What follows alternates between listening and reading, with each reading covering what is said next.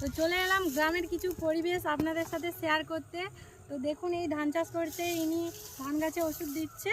তো কী জন্য ওষুধ দিচ্ছে আজকে জিজ্ঞাসা করব, আর এই ধান কিভাবে চাষ করে ফসল ফলে সেই বিষয়ে আমি জিজ্ঞাসা করবো এনাকে। তো আমাদের চাষবাস করে যে ধান ধান বিদেশে যাচ্ছে, আবার অন্য জায়গা থেকে আরেক জায়গা যাচ্ছে, আমাদের খরা কি হচ্ছে, খড় হচ্ছে, গরু খাচ্ছে, এটাই আমাদের সুবিধা। জ্বালন হচ্ছে নানা রকম হচ্ছে, মানুষের উপকার হচ্ছে। আমাদের গ্রাম থেকে চাষবাস করে বিদেশে যাচ্ছে, গ্রামের মানুষের জন্য বিদেশের মানুষরা খাওয়া দাওয়া সবকিছু রিল্যাক্সে হচ্ছে। আমরা যদি না গ্রামের মানুষরা করতে পারি এইসব, তাহলে বিদেশের মানুষরা কি করে কিনে খাবে? আমাদের জন্যই তো খাচ্ছে, আমাদের মতন চাষিদের মতন। হ্যালো বন্ধুরা, আপনারা দেখতেই পাচ্ছেন আমাদের মতন গরিব চাষিদের জন্যেই আজকে সোনার বাংলায় সোনা ফলছে। আশা করছি আমার ভিডিও আপনাদের ভালো লাগবে। আরও কিছু গ্রামের আমাদের পরিবেশ আপনাদের সাথে শেয়ার করব। আর ভালো লাগলে সাবস্ক্রাইব করবেন, লাইক করবেন, কমেন্ট করবেন, পাশে থাকবেন।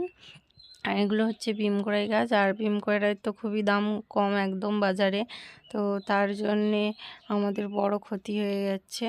আর এটা হচ্ছে পেঁয়াজ গাছ, আমাদের বাড়িতে লাগিয়েছি। আর তারপরে এটা গুড়মি আলু, মানে সব রকম মোটামুটি আছে। তো চলো বন্ধুরা, আরও অনেক কিছুই দেখাবো আপনাদের। তারপরে একটা গৃহস্থরা গরু চাষ করবে না, গরু চাষ করা তো কষ্ট। সে তো কষ্ট কে না বলে।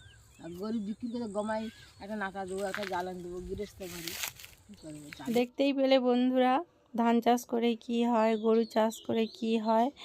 আমরা গ্রামের মানুষরা গ্যাসে রান্না করি না, কারেন্টে কোনো কিছুতেই রান্না করি না।